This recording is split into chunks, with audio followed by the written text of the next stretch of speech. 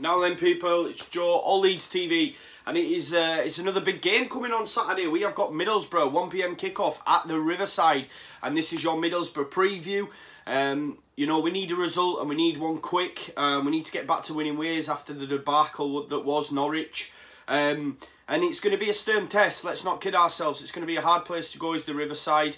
You know, as you know, I live in the northeast. I have a lot of friends who are Boro fans. They're not overly confident, if I'm being totally honest, due to current situation, what's been going down, and obviously the style of play that they seem to adopt at home. They're not happy about it. Seems to work away from home, not so much at home. Before we get into it, and before we get, you know, the news of Leeds, I just want to shout out Luke Jobson. Sadly lost his life recently. It was a pretty tragic story, really, what happened to him.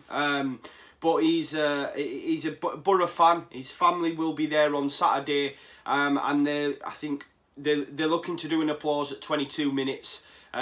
So, you know, just like Saturday just gone when we did the applause for Norwich, and obviously for Toby and I, let's respect that and do that as well for Luke Jobson on Saturday. So the 22nd minute, they'll be doing a round of applause at the Riverside. So I know there's been a lot of movement on social media and Facebook and stuff. So if we Leeds fans, if you're watching this and you're going to the game, when the 22nd minute hits, make sure you join in the applause for Luke Jobson. So that's that. Moving on, obviously, comes out today, press conference, injuries. Again, injuries, knocks. You know, they could be fit. It all falls under the same bracket. I don't know if any of you have had the opportunity to listen to the Inside Ellen Road podcast, but obviously Rob Price has done a piece with Phil, and we've had 45 different injuries throughout this season. You know, that's a massive number. And now we've got doubts for Click, Forshaw and Pablo. By all accounts, Click and Forshaw have issues with the knee, and Pablo with his groin.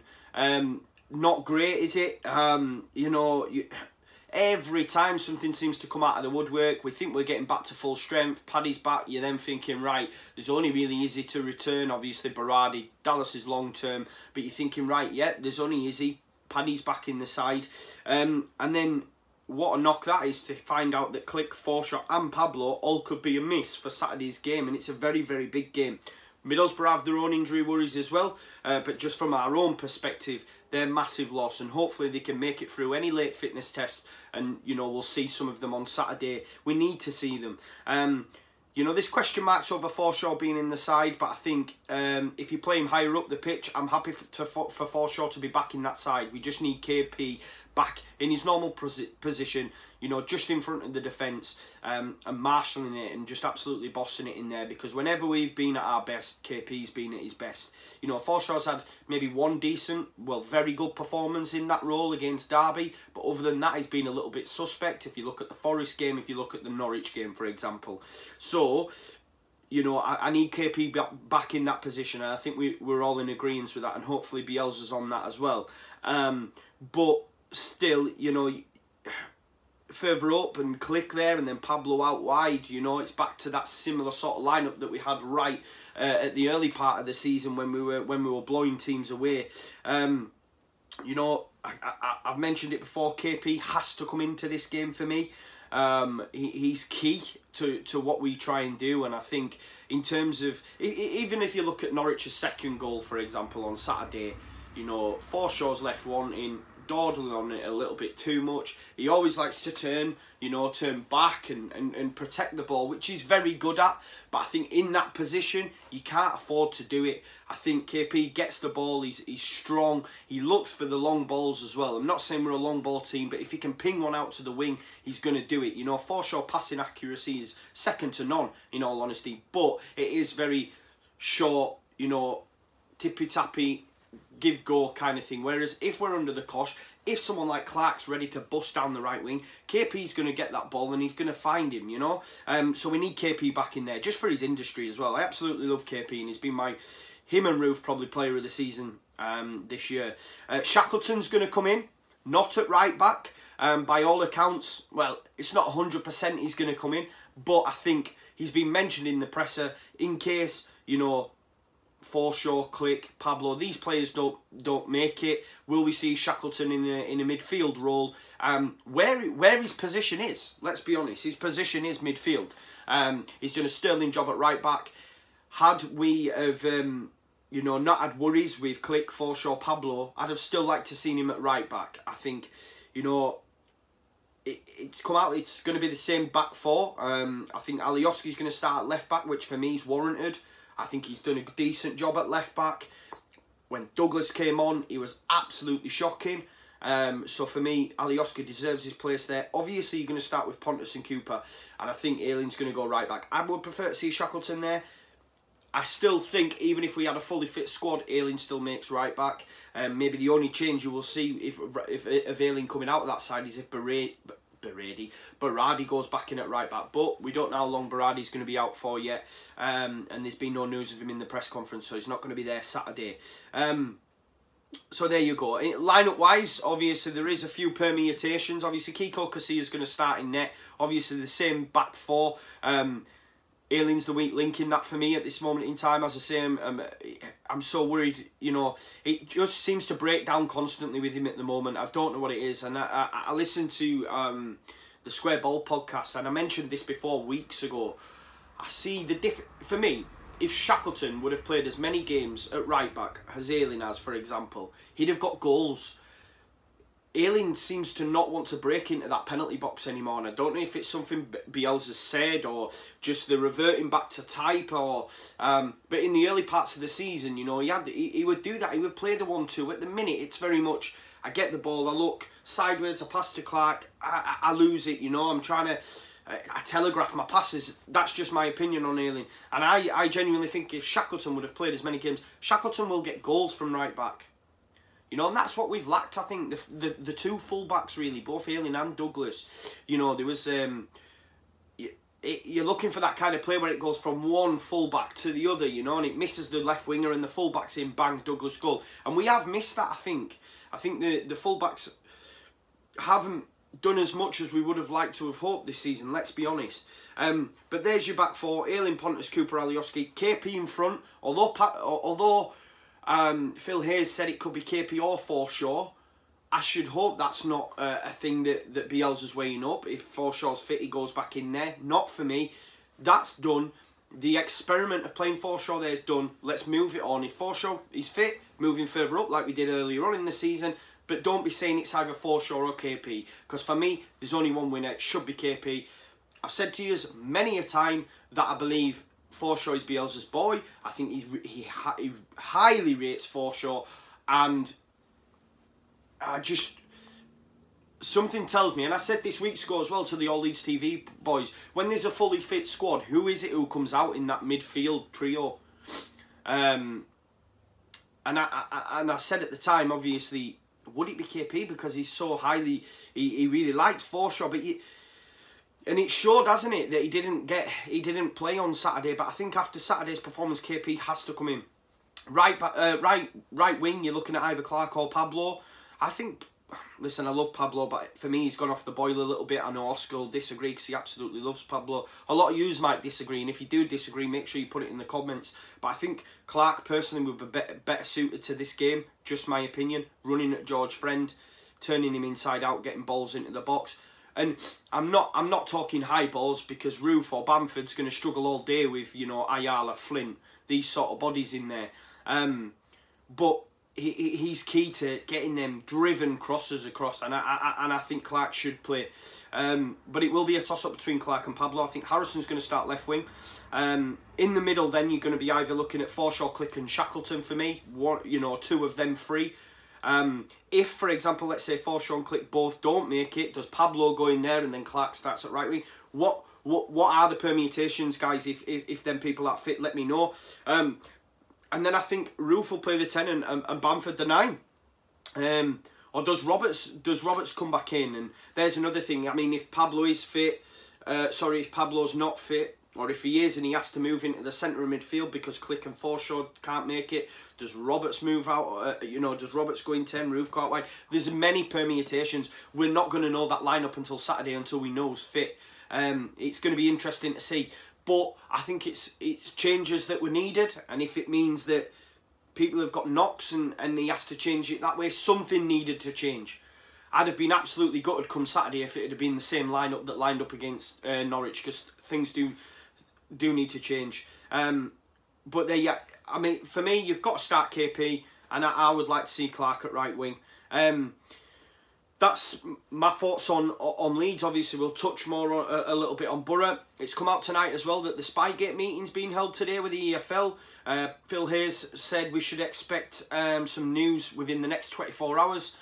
Wouldn't surprise me if they hold it back till 12 o'clock on Saturday. You know what the EFL's like, but it'll be interesting to see what's going to come out of it. I don't think we need to worry about a points deduction, just the amount of time that it's taken. Sorry, guys. We shall see, we shall see. Maybe a touchline ban, I genuinely don't know. Moving on then, guys, last time out, 0-0. 0-0 at Ellen Road. We struggled to create. One thing we did do really well, I don't think Pontus was playing that game, or it might have been Cooper. I just remember Berardi bloody climbing his way up backs to head the ball. But we did do really well to nullify set pieces. And we need to be at it again. We need to be at it. I mean, the way they set up, you know, how we feel about it, the shit houses in terms of the way they play the football. You know, there's a lot to be said in this. I remember when they played Derby at the Riverside, and Derby absolutely demolished them for the first half hour, if not 45 minutes. Absolutely demolished them. I think it was an own goal from Friend, and they could have been out of sight. Middlesbrough dug in, and they ended up getting back in the game. I think it was another own goal, to be fair. But I look at that blueprint and I think we could do that. We could be out of sight early doors as long as we are on it. That's the difference. I know Conor mentioned before, you know, people saying they're not that great at home. I can only go off what the guys at work are telling me, and I think the saying, I mean, look, they're on the back of a positive result at West Brom. The formation tends to work away from home. At home, it's a different kettle of fish, isn't it? As fans, you want to go and you want to see your team have a go. I think one of my pals who's a season ticket holder made the point that, you know, against West Brom, and they played Hugill and they played Britt Sombalonga, and he texted me on the Tuesday night in the FA Cup when they were playing Newport, and he was, oh look, we're giving it a go for Saturday. And obviously it went tits up for them at Newport. It went really, really bad. Everything bad that could have happened, happened. So for me, the positivity of the West Brom game has just been wiped out. Because they went to Newport, they got beat 2-0. Britt Sombalonga and Hugill both came off injured. They're both doubts along with George Saville. Not only that, players that then who came in that could play on Saturday if these players are out, Adam Clayton, Mo Besic and Rudy Gestead all started giving the fans grief. The fans that went down to the game, by all accounts, Rudy Gestead were telling them to fuck off when they were getting abuse, and rightly so. They should have got abused, you know what I mean? We've been there with Newport, you know, we got beat by Newport. Rightly so, they should get abused. You know, it's a long way to go. It was like a 10-hour round trip. I believe Mo Besic was giving it all, oh, what are you crying for? That's not good. That's not going to give any sort of positivity to this home side. By all accounts, their attendances are down as well at home. They've already had a strong away following Boro, and I will say that. But in terms of at home, their attendances have dropped this season due to the negative style of play that Tony Pulis plays. And I think, come Saturday, if we roll up, obviously there's 4,700, we're going to be absolutely bouncing. If he sets up with the 5 at the back, you know, Shot and Friend, and then the shithouse that is Ayala, Flint, and fuck, oh, my mind's gone, Dale Fry, 5 at the back, and we take control of that game early on and can get a lead, and not only get a lead, if Paddy Bamford gets that lead, do you know what I mean? The atmosphere is going to turn sour and quick. So we as a team, we need to start quick. They are undefeated in the last 5 though, in the Championship, and as I said, they had a great win at West Brom, but it all, for me, is sort of like, after Tuesday night, I mean, even the plane, they were going to get the plane back, even that broke down on the runway, and they had to get on a bus, and they didn't get back till 7 AM. Even that messes up preparation. You know, after Saturday, I was so nervous about this game. And now look at it, you know, having some time to reflect. It's a game that's winnable for Leeds. It's a must-win. And then if we look at that game, if we can beat Middlesbrough, the Riverside, on Saturday, I do think we will. I'm going to go for 2-0 Leeds with a Paddy Bamford brace. I do think we beat them. Just, listen, we did struggle to create at our place, but I just think with them being at home and the form they have at home and the current situation at the club, I feel they can be got at. And if we start early, like that Derby side did, but it comes back to that thing again as well, Bielsa saying, talking about Leeds, saying, you know, our efficiencies in terms of goals are one of the worst in the league. We need multiple opportunities to put it in the back of the net. Paddy and Roof start, that could change. I've said that all along. Paddy Bamford is a deadly finisher. What's he played? 150 minutes or something? If that this season.